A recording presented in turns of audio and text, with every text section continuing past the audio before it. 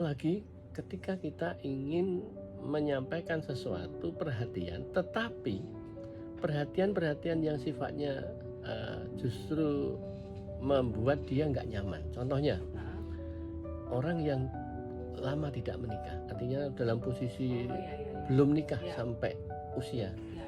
Lalu kita bicara dalam kaitannya memperhatikan itu. Tentang kamu kurang apa sih kok nggak nikah-nikah?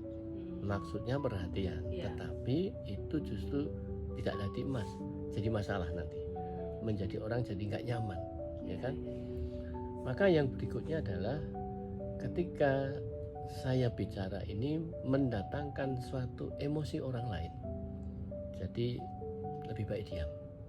Jadi ketika misalnya saya mengatakan sesuatu, orang lain akan terpancing untuk emosi.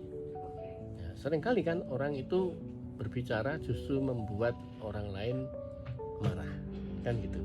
Nah itu dalam konteks tadi diam adalah emas.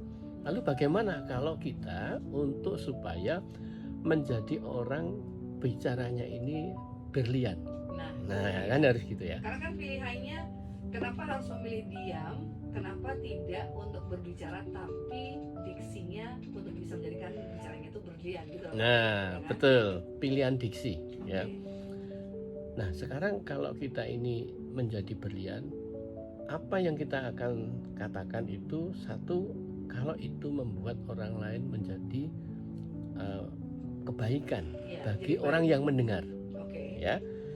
Lalu kalau kemudian supaya kita bicaranya adalah menjadi berlian, yaitu memberikan sebuah inspirasi pada orang sehingga orang menjadi punya wawasan yang memunculkan ide-ide baru bagi dia.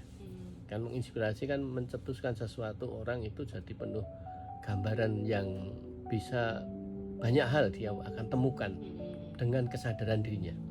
Nah, maka ketika itu bicaralah.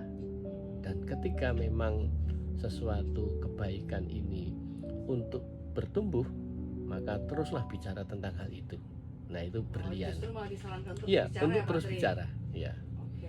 Terus yang berikutnya, bicara itu sesuatu yang berlian jika apa yang kita katakan itu adalah sebuah kebenaran yang tepat pada waktunya, pada momennya. Karena ada di momennya. Betul, karena kebenaran ketika diucapkan pada momen yang tidak tepat, itu bisa salah menempatkan kebenaran. Iya, bahkan untuk sebuah kebenaran aja tetap harus timingnya harus tepat.